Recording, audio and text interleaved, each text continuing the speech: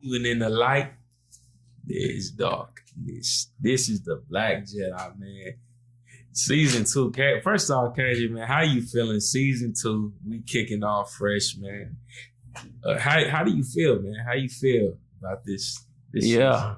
I feel great. You know, it's been a long time coming. I felt like, dang, man, like all these hiccups that we had, but now we back. You know, like how we supposed to be. Like we like full form freezing now. Like we went through the first, second, third form. Yeah. Now we on our final form. This isn't even my final form yet. Now you know what I'm saying? We just get. And look, it's only right that we're back in black on the second day of Black History Month. You know. Yeah. So we are in the game, and we're not letting up. So context for what happened last season for those that tapped in was, we had a show because Andor ended right the last episode right before like Thanksgiving or so. Mm-hmm. So we did film that, but unfortunately, what happened is none of the audio was saved from the video. Nope. So we literally didn't have none of the we couldn't put anything out on the Spotify because the audio was down, of course. And then, we couldn't just have a video with no sound. You know? Y'all just gonna be to see us on screen doing this with no sound on it. No sound. So, you know what I'm saying? Thank y'all so much for being gracious with us, you know what I mean? And still tapping in for season 2. Because I know you tapped in, right? I know you were waiting for this. Oh, yeah. It was like, where's the Black Jedi at? Well, the Black Jedi are still here. We were just in training in the temple. We went to the archives for a minute to brush up our skills. Facts. So, yeah, that for those who are wondering, that's why things tapered off so abruptly. And then we just, holiday season, we just kind of took a recess, reset, make sure we spend time with the family, folks, all that good stuff. So, we're definitely back in full effect, though, because season 2, what are a couple things we have coming up in season 2, KJ? Yeah, so we're still going to be doing the lives for the most part. It's still going to be every single week. We got Bad Batch coming. That's what we're about to get into now. And we're going to finish that off, once the season's over too as well. Still going to finish that. Be more prepared for a lot more short form content. Yeah. We're still going to tune in to long-term content, those type of mediums we're still going to do. But I think our approach will be a little bit more fitting towards YouTube shorts and, TikTok and definitely on Instagram. So click the notification bell and other notifications on your phone and like buttons and make sure you subscribe. That way, you're all caught up on everything and you don't miss out on nothing. Yeah. Of course, we got Mandalorian season 3 coming. Yeah. You see, that, man. I'm ready for it. Oh, I didn't even recognize. Oh, man. yeah. You got the gym already. Look, I should have bought my stuff out. Look. Hey, man. Hey, look. Ooh, yeah, y'all got made, man. Make sure you. Oh, dang. I didn't even recognize he had the drip on. Man. He had the Andor drip, man. Look, I'm a Mandalorian now. You feel me? Part of the squad. But hey, I needed it. I saw it in the store. I was like, I'm grabbing this. Yeah, I'm grabbing this for the store. That's hard. Man. I had to. That's hard right there. But so of course March the 1st, that's what they're saying for Mandalorian season 3 to release. Let's hope that they stick to the date. So we're gonna be filming for that as well. Once the season 3 opener happens, we will have that as well. So those are some of the things that you want to tune into and be on watch for. So definitely be prepared for those. Yeah, most definitely. So and so what we want to do on this episode in particular, we want to talk about, just kind of give you a briefing, what's to come. But then we're reviewing Bad Batch as well. Yep. So we will start with the recap of we didn't get to finish Andor episode 9, I believe was the last episode of Andor. So I think so. Yeah. we wanted to do a quick recap to share some of our thoughts on that, man. Some of the lows and highs you did. Because you know how we do in the Black Jedi. There's always a good, then there's the not so good. Bad. So highs from Andor season. I said Andor season. It's only one season. Season 1. Andor season. I mean, there will be another season. Yeah, Lord, we'll see. It will be. It's gonna be another one. The fans want it. Yeah, the fans want it. So, some highs from Andor episode 9 off the rip. I would say, I feel like the convergence of all the stories is the moment we were waiting for a while.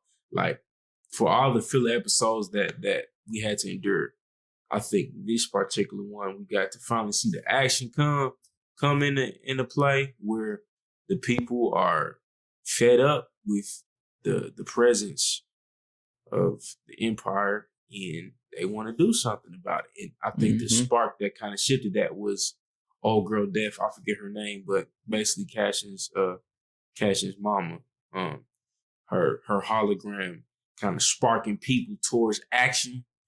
And dope moment there. I feel like that's the best hologram we've seen in Star Wars too. Like, it looked pretty crispy. Yeah, it was side note, like, it wasn't no Tupac type hologram. Like, this was a legitimate hologram. So, facts. I thought that was dope, man. What's some highs you thought from that episode? I feel like a lot of it was a long time coming. You know, we started off on Ferrix and then we ended off on Ferrix. So, great point. Yeah, full circle type.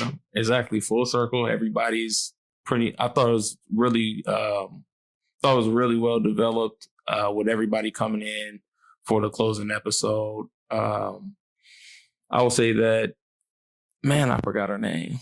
The mother. I'm not even gonna lie to you. I don't even know. I don't remember the mother. That's how long it's been, guys. I'm sorry. It's been a minute. Cassie's mother. I thought her monologue was really well written and said and spoken and given to the crowd. It felt like you were there. It felt like, all right, I'm part of the rebellion, and I'm ready to make some change happen. Yeah. So it really felt like that. It grasped me in. Because, the Empire just feels like that bully. He's like, all right, I'm getting sick of this. It's time for me to man up or woman up, So it's like revolutionary type vibes, man. We was like, hey.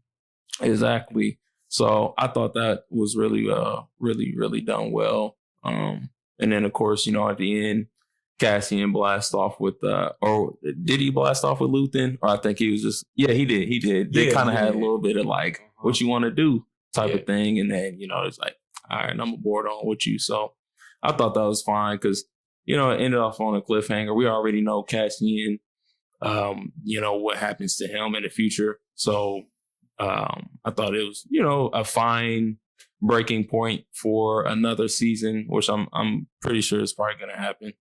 So I thought they did those things pretty well. Wrap up element was okay. It wasn't nothing like astronomical. Yeah.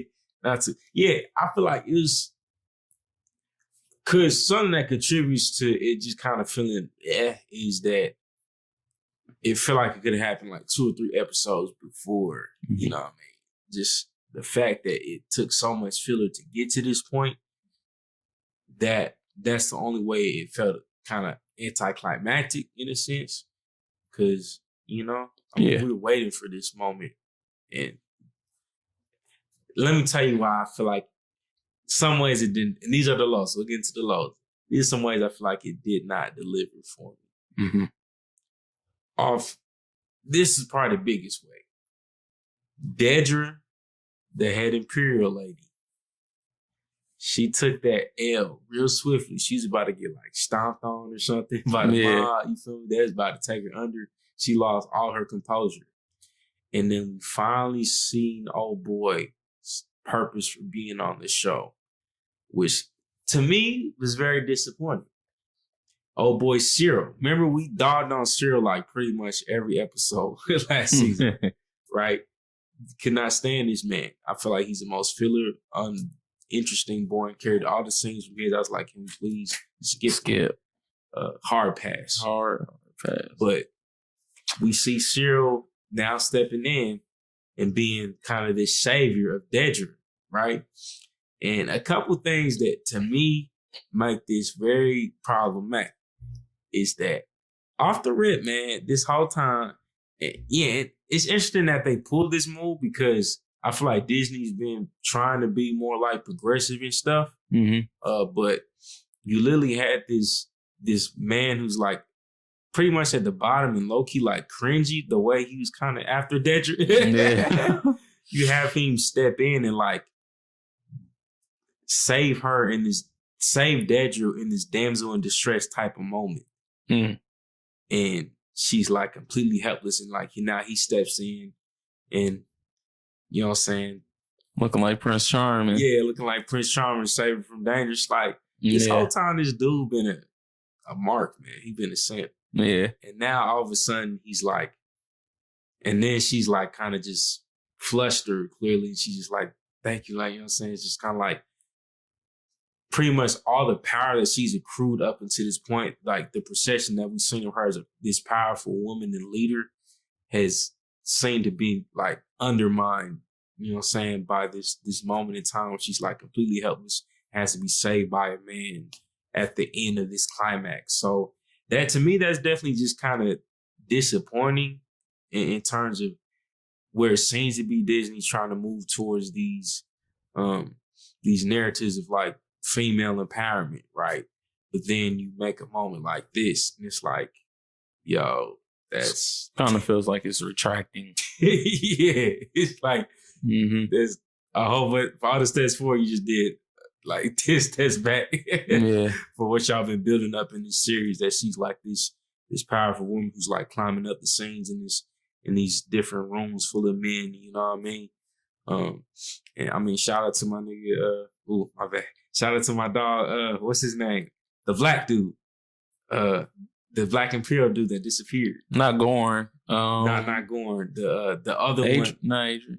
Or what the other one that was like opposing Dedra. I forget his name. Right? Blevin. I think it's Blevin. Yeah. Shout out to Blevin, man. He was missing. Yeah. He was missing. Gone. You feel me? Like in this climactic scene and era, the black character, the antagonist to Dedra, the person that was in there, he was missing. You know what I mean? And I'm just kind of like, man, like, yeah. Do you feel like because he got shipped off to a different sector, like he got replaced by her, do you feel like he should have like, you know what? I'm coming back. I don't even care. You know what? Do you feel like that? I think a comeback would have been nice. I'm something to where he's a part of it because really by this point in time, all the black characters are non-existent. Gone. You know what I mean? I mean, because I'm trying to think if there's any at that point in time. But no, I don't think so. They had old boy Cyril step in and be this white male savior for the situation. He's not your savior. You know what I mean? So it's just like, man, yeah. I'm really trying to recall. Like, I don't know if I'm tripping or not. If I have to, because it's been a minute since we watched the episode, but I'm pretty sure.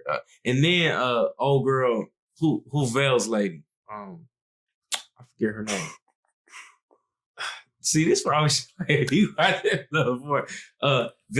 Whoever Vel girlfriend was, the woman of color, right? Oh, she came in cold-blooded.